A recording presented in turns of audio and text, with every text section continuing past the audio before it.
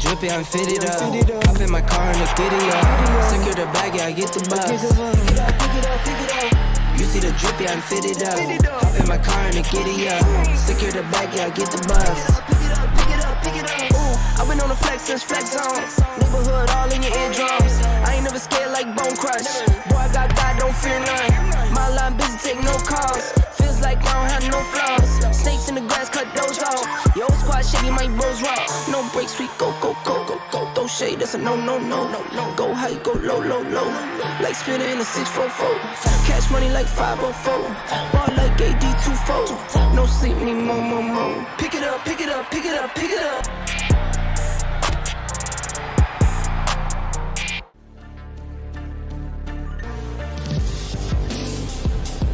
You're listening to the Flow Theory Podcast. Please give a warm welcome to the Flow Theory Podcast, Mr. Ryan Broyles. He was a two-time consensus All-American at Oklahoma in 2010 and 2011, first team All-Big 12, and now sits third all-time in NCAA career receptions with 349. Please give a warm welcome to the podcast, Ryan Broyles. How's it going, Ryan? Hey, I'm good, man. I appreciate the intro. Well, thanks a lot for coming on. We'll just go ahead and jump right into it. Let's talk about some of your favorite moments of being in the zone we'll really talk mostly about your Oklahoma days, but I want to talk about the whole premise of this podcast is really to talk about moments of flow and to talk to elite athletes about their moments in the flow state. So I know you had a lot of amazing moments at Oklahoma, but talk to me about a few different games that really stand out to you in particular. Yeah, man. Like you said, I've got a lot, man. So I'll try to make this as short and simple as possible, man. So I guess 2008, my redshirt freshman year, was the first game that I ever played. We're at home here in Norman, Oklahoma versus Cincinnati. Well, I don't even know what Bobcats, I believe. I don't even know what they are. But yeah, Cincinnati, they had the Bearcats. There we go. Yeah, so many logos and all that good stuff over the years. But yeah, they had All-American defensive backs. Obviously, I played receiver, and first game out there, really the first play out the gate, it was like third and short. I catch a flat pass around the 50-yard line. I catch it. I run past two of their best defenders for about a 40-yard gain. Second play of my collegiate career, I catch a touchdown pass. And so I was really in the zone at that point, man, and it really catapulted me into building confidence and gaining confidence from my coaches and teammates, and it just allowed me to put on a heck of a career, I guess, from that point, man. And then, at the end of that year, we played in the national championship versus Tim Tebow and those guys out there in Florida. We came up on the short end of it, but that was one of those moments where I was like, you know what, I'm here. I'm playing on the highest level in college atmosphere against some of the most elite players, man. So I knew being in that situation, if I could produce at that level, then I could go on and make things happen, which I did. Yeah, Ryan, I want to talk to you a little bit more about that 2008 Oklahoma team. That was really one of the greatest college football teams of all time, really. You guys scored more than 60 points in 5 straight games. I want to know, what was it like to be a part of such a great team? I mean, the offensive line was incredible. That offensive line's literally, to this day, one of the best offensive lines I've seen in my life, Ryan. Yeah, it was definitely special, man. I knew I was signing up for some big-time football when I got a scholarship to OU, and I accepted to go there. And I remember, in the summertime, just going in the weight room. And I'm this 160-pound receiver, and I'm seeing defensive backs that are 6'5", 240, and I'm like, yo, these guys are animals. So they definitely set the tone, especially for a young guy myself. But like you said, man, we had a great team. We were stacked on offense, stacked on defense. Just about every person that touched the field that year had the opportunity or made it to the NFL. It was a great time of football, too. We were coming off of, I guess football was coming out of the evolution of running, the I formation, had the Adrian Petersons back there with the fullbacks, and then we had Kevin Wilson back in 2008. Was like, you know what, we're going to speed this thing up. We got a Heisman quarterback in Sam Bradford. We got offensive linemen, tight ends, receivers, guys that can go and make some things happen. So coach was like, you know what, You guys are going to grind in the summertime. You're going to be in the best shape out of any team here or in the NCAA level, and we're just going to put up points. And so we outmatch people not just with our ability to be stronger than them or faster than them. We definitely were battle tested throughout the process, and we knew we weren't gonna leave a play on the field, and we weren't gonna leave any points as well. So, like you said, we scored a lot of them. Yeah, and that was your redshirt freshman year, right? 2008? Yeah. Now, I'm curious, during that fall camp or leading up into that season, was there any point where you were just like, you or the coaches, anyone, you guys were like, we're going to be pretty sick this year. Like, we're going to tear it up. Yeah, well, we had Sam Bradford, man. If you got at least during that time, man, Sam Bradford was a 6'5" dude, great arm, great mechanics, and he was the one that was going to lead our team. So if you got a guy like that calling the plays and throwing the ball around, it would make any offensive coordinator or receiver excited. So we definitely had that going from the 07 to 08 season. And then the defense was great, too. It was not just a one-sided deal. At one point, the Big 12 did have some defenses. And our team was one of those guys, the teams that led things, not just in the Big 12, but really in the country, running behind Brent Venables, the defensive coordinator at the time. Yeah. And you got to catch passes from honestly two quarterbacks that really spun some of the prettiest spirals I can ever remember, and Sam Bradford and Landry Jones. And I remember when Landry was coming out of high school, he went to Artesia in New Mexico when he was a recruit.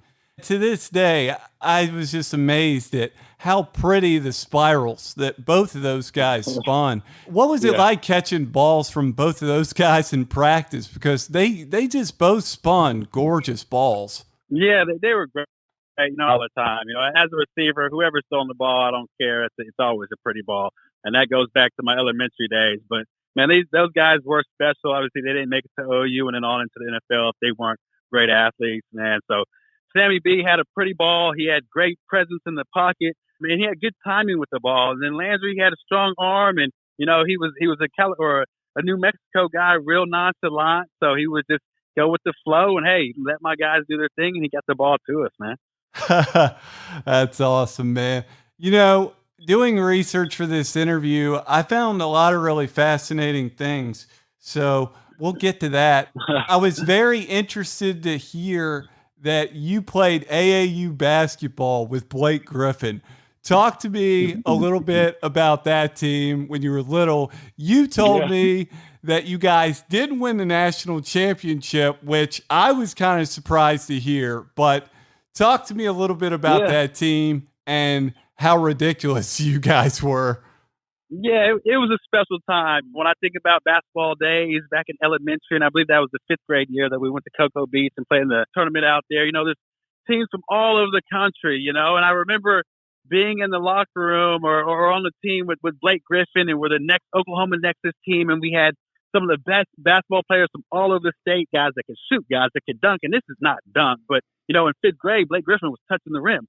And, you got little guys like me that could steal the ball or play defense. And it was a dream team. We might as well call it, there was a draft for 5th graders. And so we got to travel to Cocoa Beach, play against some of the best teams in the country. We held our own. I want to say we came in 8th place out of, 100 and so teams. But yeah, anytime you got Blake Griffin on the team, even at 12 years old, you're going to make some noise. And we definitely did that. Blake Griffin could touch the rim in 5th grade. This dude, yeah, he was just a different cat. He was a homeschool guy, so he had to been on his toes, bouncing up and down with the jump rope all day. But he was definitely our star on the team at that time. And funny thing, he taught me how to do the moonwalk. I'm in love with Michael Jackson, which many people are. He taught me how to do the moonwalk, and I remember we're out there at the beach, Cocoa Beach, wherever the hotel was, and he taught me that, and I tell that story to this day. Dude, that is so crazy. That's some great info on Blake Griffin that I've never heard. He's a clown too. We've seen that. Do you guys still keep in touch? Not as much, man.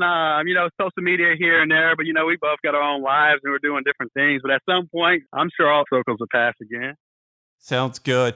I saw that you high jumped 6'11" in high school. Talk to me a little bit about your high jumping career. I thought that was one of the more ridiculous stats of you that I found. Yeah, man. Everyone, obviously people know me for, playing football. That's what I've been known to do. But I did a little bit of everything. And I try to excel at a high level. And so, as a lazy athlete, most of us would go from football season to basketball, and then our off season was either back to football or track. And so we took track because we felt like it was less work. And, I got out there and coach was like, hey, Ryan, we want you to run the 4x1 or the 4x4. And I'm like, man, being a knucklehead at 16 years old, like, coach, nah, man, I'm just going to do the high jump. You know what I mean? I'm just going to do the high jump just to be lazy, right? Well, anyway, I figure out that I'm good at the high jump.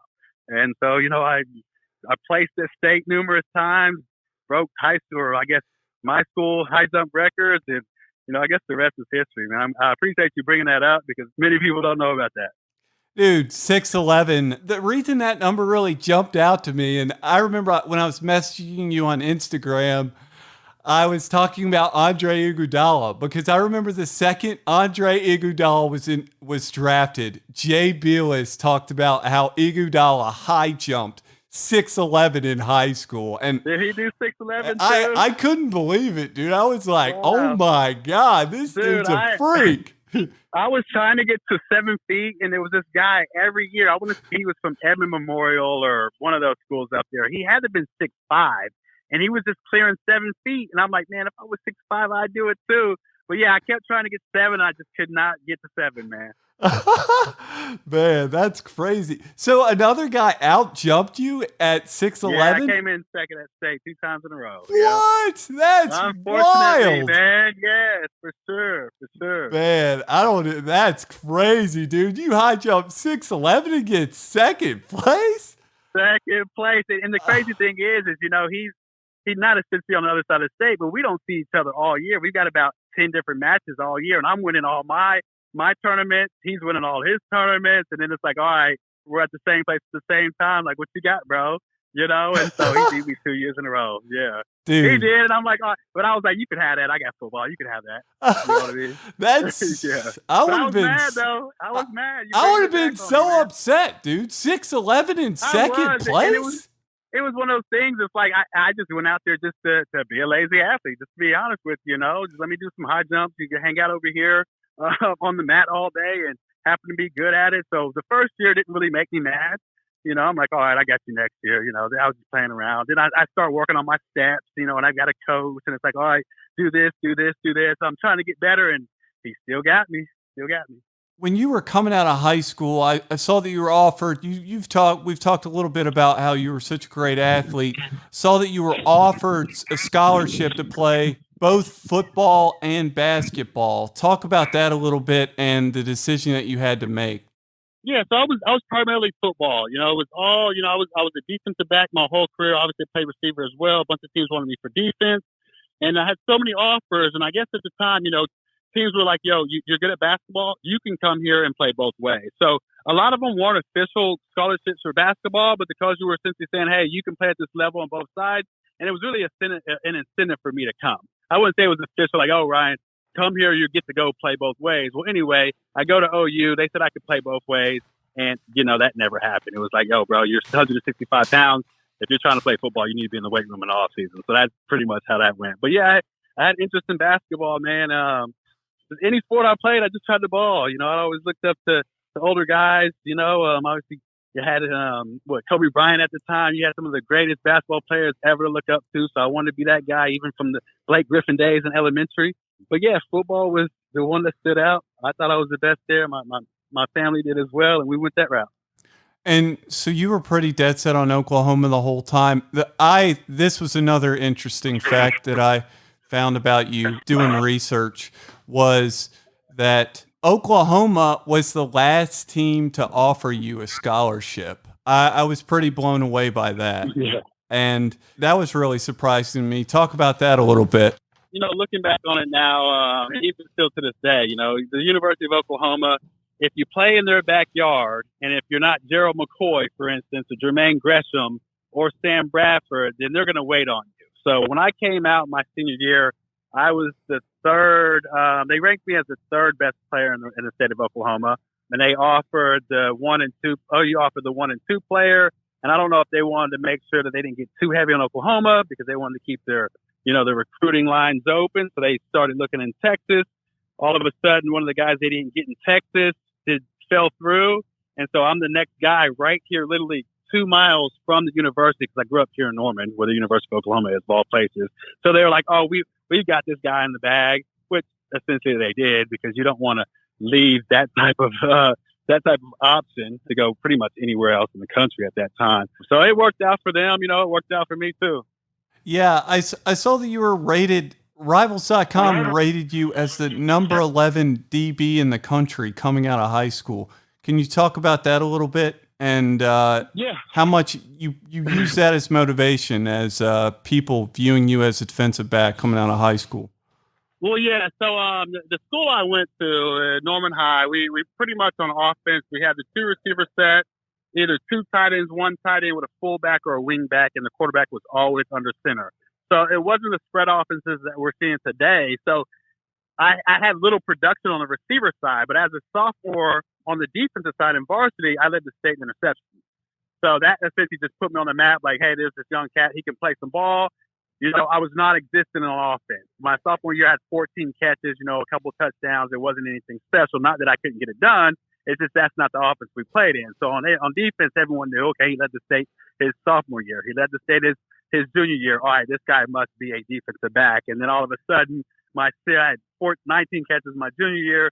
Then my senior year, I had like 58 catches for 1,000 yards, and I scored on just about every play. I played running back, I played receiver.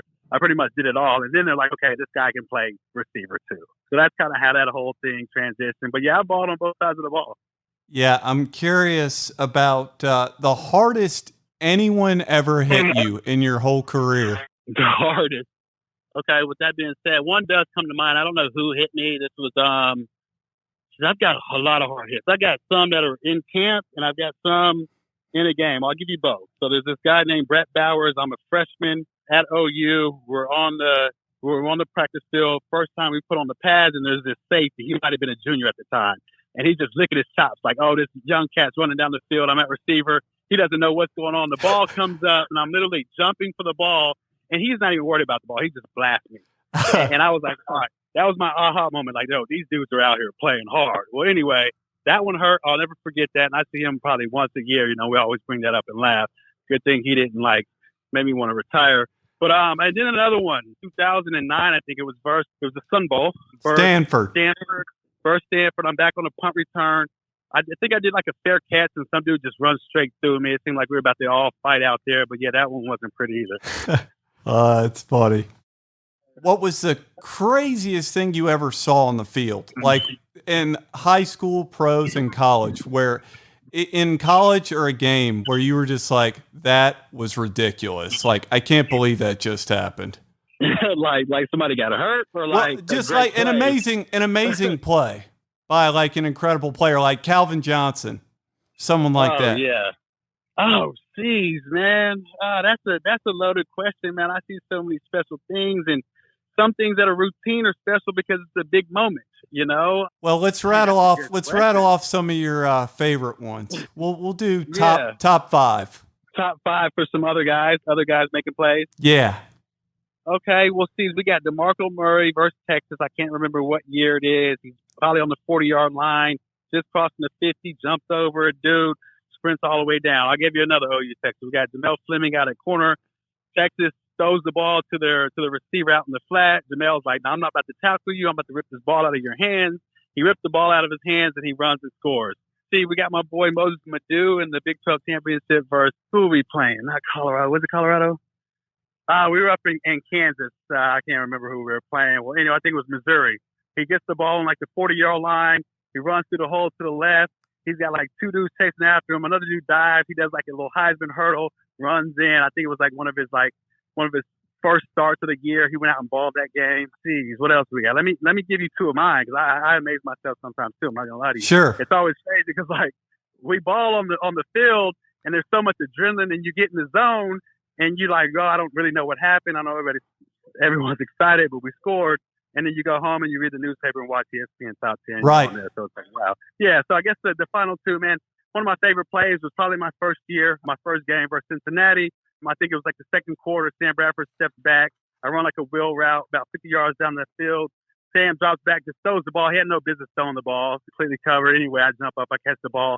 I start celebrating before I even get tackled or pushed out of rounds. That was another one. Jeez, man, there's just so many, dude. That was four. That was four good ones. Let's leave it at that. Okay, that's fine.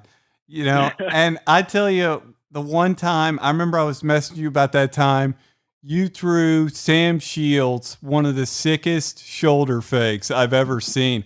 And it's funny that I mentioned that because I thought you had actually scored on that play, but you didn't. It was over 30 yards, and I looked at it again. Apparently, I guess you got injured out of bounds on that. I forget exactly how you got. What game was that? Miami.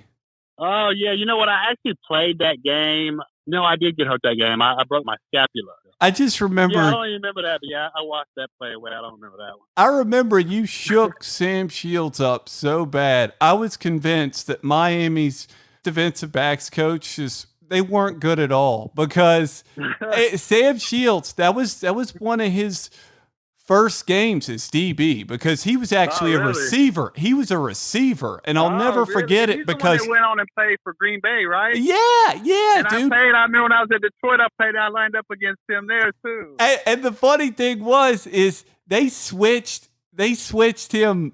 They put him to DB, and he was awful initially. He was so bad at Miami. I was like, what are the Packers doing? Like, they're out of their minds. And he had some years, he turned into one of the best DBs in the league. Wow. That's how I knew that Miami's DBs coaches were awful because it takes some experience too. You gotta get beat enough times. You gotta hear enough different philosophies of coaching that position, and you gotta grow into it. Yeah, DBs. You gotta give some coaches a little credit. There's stuff back there for those guys. DB is a tough one to learn. I will give you that. It's really a trial by fire position more than any other position on the football field. But I'll still never forget that shoulder fake. You threw him a shoulder fake with your outside shoulder to the inside, and he bit all over it at the line of scrimmage. That's wild. Yeah, but anyways, let's get to the next thing. I'm very curious. I got a thing for you about Calvin Johnson. I look at a lot of scouting reports and things like that because I'm just a football junkie. But the craziest thing I've ever read about Calvin Johnson, I was at Ohio U where I went to school, and I'll never forget it because I was reading one of my draft guides, and one of the players looked at my draft guide, looked at the scouting report under Calvin Johnson, and looked under the section. It said, weaknesses, none listed. I was blown away. I was like, what? Yo, he's a next level guy. Let me tell you a story before you keep going there. And I love to tell this story. So as a receiver, press man running a slant is pretty much impossible. It can be done, but it's a hard route to run. I remember as a rookie, and I had trouble running that route against press man. As a rookie, Calvin Johnson, like, all right, let me go run this slant against this guy that's freaking, call him a Pro Bowl cornerback. He just pushes the guy out their way, runs the slant, goes and scores a touchdown. And that's how I knew there were levels to this receiver thing, man. He was a special athlete, made it look like he was running a go route. Yeah, Calvin Johnson, would you say you played with so many great players? I mean, would you say he's the best player you ever played with? Man, he's a Hall of Fame type of dude. And the thing is, he came to work. He's humble. He just knew he was good. He was gifted. He was just a gifted athlete, and he was a specimen. And you just could not. There was nothing he couldn't do on the football field. He was smart, and he was able to translate that to the football field. He stayed healthy for the most part, man, and he made my career. I enjoyed watching him, up front and personal, and he made a lot of fans happy just watching him, and Detroit loved him too, man. Yeah, Calvin, one of the all-time greats for sure. I got a quote for you from an article that I read in the Oklahoman by a woman by the name of Jenny Carlson that I was fascinated with this quote. I was studying your Wikipedia page pretty intensely, and I'm going to read off this paragraph for you, all right? Because it's just it resonated with me because I'm not even religious at all, but this just it resonated with me very strongly. All right, here it goes. In a country that has long been the poorest in the Western Hemisphere and is still reeling from the effects of a massive earthquake more than a year and a half ago, Broyles witnessed poverty unlike anything he'd ever seen. People with no roofs over their heads, people with no running water, no electricity, no modern convenience of any kind. Everywhere he looked, he saw people with nothing but their faith. In that stripped down, laid bare world, people found joy in their faith. They smiled, they laughed, they celebrated. I was jealous. I wanted to be like that, Broyles said. And that's the end of the quote. So tell me a little bit about that trip to Haiti and what a life-changing experience for you that was. Yeah, man, it was huge. This was before my senior year in college, so I think it was 2010. You may have mentioned that. There's this thing called Sooners for Haiti. The women's basketball team actually started a year before the football team went. So this was the second go around. The football team, about 15 of us, got invited to go to Haiti. Then you got to rewind things and give you a little perspective on my life at that time. I was a freshman. I balled out at the highest level. And, I was a freshman All-American. Then I go in sophomore year, and I'm starting. Junior year, I'm setting records, had 131 receptions. I think I led the country that year. So I'm on cloud nine. I'm thinking, what more could there be? I'm the big man on campus. Not that I lived that way. I feel like I was a pretty humble person, but looking back at it now, I was in a pretty comfortable place, And so we talked about going to Haiti. I'm like, you know what? I'm so excited. I'm going to tell them about football and what we get done here. Then I get there. And I just was not prepared. I just felt like everyone lived like we do here in America. And that's why I have a passion for traveling now. You just get to see so many different things. Well, anyway, we go there, and just long story short, like they said, there were people that didn't have running water. There were people that I remember that vividly getting off the airplane, throwing our bags. We had to take our own bags off the airplane and throw them through a hole onto the terminal, whatever they call that thing. It wasn't even moving. And then we had shopping carts. And then right when we walked out of the airport, one of our mentors or one of the people that came with us, they said, hey, just keep moving. Don't stop for anyone. Well, anyway, we walk out of the airport. Everyone's like, money, money, help, help.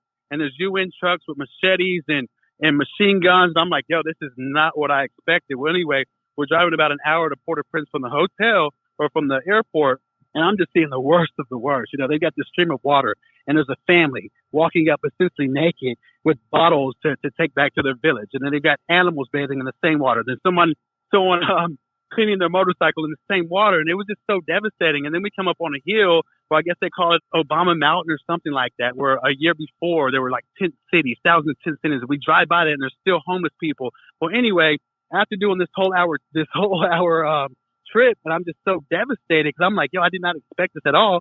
We pulled up to Mission of Hope, where there's a bunch of orphanages and whatnot. And the first thing we do is we go into church. So we go into church, and everyone, they probably got the best clothes on. They're the only pair of best clothes on, and they're worshiping to God. And I'm sitting here like, you guys are like, do they not know like that they're poor? Do they not know? And so it just changed my whole perspective on life. And still to this day, it's definitely ingrained into me. It was just a crazy scene. And, it was a beautiful thing too. They loved Jesus Christ no matter what they had. It just humbled me. When I came back, I was a little bit more grateful. I started donating. I started getting rid of things. And I think that's what transitioned me onto, some of the personal finance things I do to this day. That's a pretty good transition, Ryan. I've listened to the, what's it called? Bigger Pockets podcast? Yeah. Dude, those guys on the Bigger Pockets podcast was hilarious. But ladies and gentlemen, if you're listening to this interview, you have got to go online and listen to the Bigger Pockets podcast, because Ryan Broyles literally smiles ear to ear for about 50 minutes talking about nothing but real estate. The man loves it. Talk about real estate. How many properties do you have now, Ryan? I know on that podcast, I think you said you had over 40, but that was 4 years ago. So you might have a lot more than that now. Well, I don't know if I feel like I have half of what I have now, but I officially have 49 now. I've sold since that time, but 49 now around that little portfolio. But like you said, that video, man, I love real estate, man. I love personal finance. I love having some type of control over my finances. And you got to keep in mind, I was an athlete my whole life. It was like, hey, Ryan, do this, do this, do this. eat this, run this. Oh, this play's going to you. So I really never had control outside of, making my day-to-day choices. So then at some point it was like, okay, I can, well, at least helping me financially, I can invest in a property and then I can massage the numbers to work out for myself. So now I have some type of control. So once I learned that after retiring, it was just an addiction for me.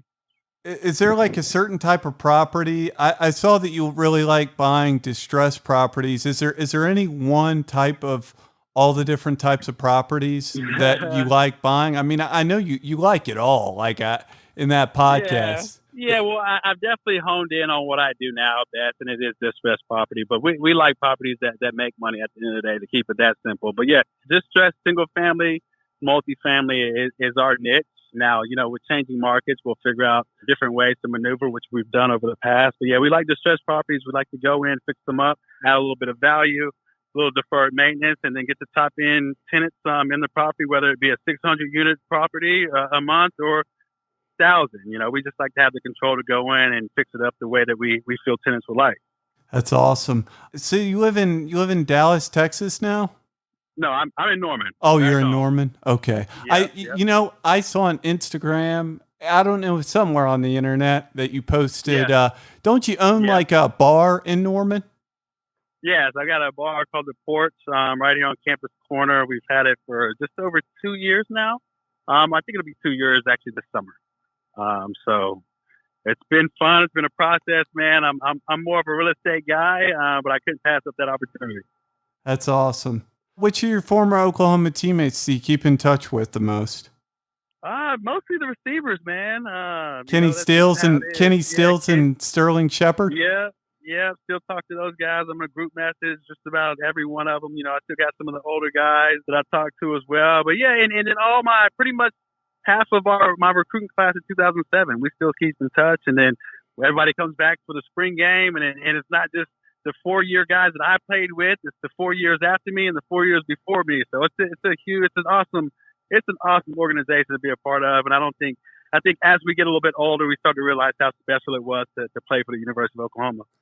Yeah, Oklahoma football, it's really some of the most amazing football that I've ever seen, really. It's just so much fun to watch. It's like football porn. You can't not watch, Every year we got some players out there. Dude, you guys got just incredible athletes every year. I'll never forget my buddy was watching DeMarco Murray's highlights, like coming out of high school out of Bishop Gorman. DeMarco had a guy wrap his ankle, literally had both arms wrapped around his ankle, trying to drag him out of bounds. DeMarco Murray literally did like a 360, spun out of it over the boundary, stayed in bounds, and ran for 10 extra yards down the sideline. So I've got a similar story. When you talk about spinning out of a tackle, DeMarco Murray did that in the southwest end zone versus Oklahoma State. I don't know what year it was, but he's essentially 10 yards from scoring. A guy comes up, he spins, about to fall. He's like hopping on one leg. Then he does a front flip into the end zone. It was so special. I know that play. I got a story for you about Sterling Shepard, dude. I'll never forget the name Sterling Shepard as long as I live. I mean, I loved him because he played at Oklahoma, but a story about Sterling. I was so fired up to watch Barry Sanders' kid on TV. Barry Sanders' kid played with Sterling Shepard in high school. So I'm like, oh man, I cannot wait to watch Barry Sanders' kid. This is going to be incredible. Anyways, next thing I know, Sterling Shepard has 3 catches for over 100 yards, and they're all touchdowns. Oh, beautiful. He's a special player. He's still doing his thing in the league, too. The way that Sterling Shepard timed his vertical leap in that game to this day, I was blown away, dude. I was like, my God, this guy is ridiculous. And I didn't even know about Sterling Shepard until I watched that game. Yeah. Well, what's crazy is when I was at OU, they kept talking about a Sterling Shepard. He's from Oklahoma City. I'm playing ball at the college level. I'm like, all right. Okay, yeah, cool. He's probably good. And then, he gets here, and I'm like, I'm removed a year, and they're like, Sterling Shepard in camp is doing this, and he's doing that. I'm like, all right, so this is the truth. And then obviously we got to see that throughout his career. Yeah, that's awesome, man. All right, Ryan. Well, I really appreciate you taking the time to talk with me, man. I really enjoyed it, and I will talk to you soon. I'll keep in touch, all right? Okay, sweet, man. I appreciate it. All right, take care. I'm your host, Wade Peary. I just want to give a final few thank yous to some people that have been working with the podcast so far. My man, Mr. Nick Meyer. He's going to be doing some interviews and analysis with us in the future. And my man, Mr. Jeremy Marcus. The kid is an absolute savage with the graphics. The kid has greatness written all over him. I cannot say enough great things about Jeremy's graphics. You can check his graphics at DFF Graphics on Instagram. You can also find our Instagram page at Flow Theory Podcast on Instagram. You'll see the logo, and we will post great graphics of upcoming guests. I cannot wait to see all the different graphics that we get built in the future. And just wanted to say a final few words about Mr. Ryan Broyles. Cannot thank Ryan enough for being on the podcast.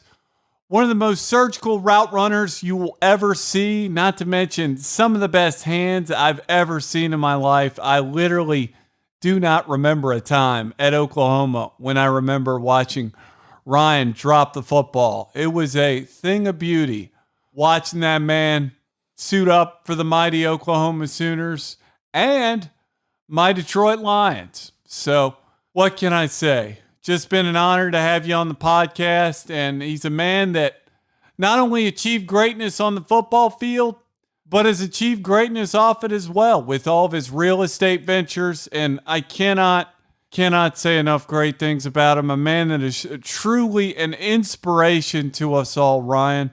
Class act.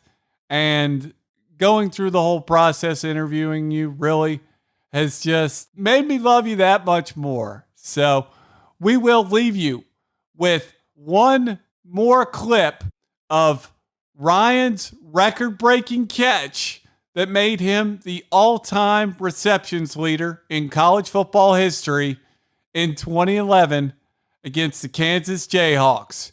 Toby Rowland with the call. Good fight and good night.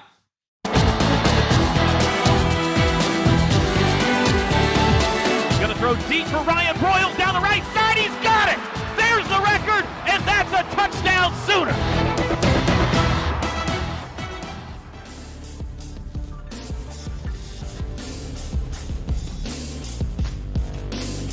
You've been listening to the Flow Theory Podcast. You can listen to our podcast on Apple Podcasts, Google Podcasts, Stitcher, Spotify, and TuneIn.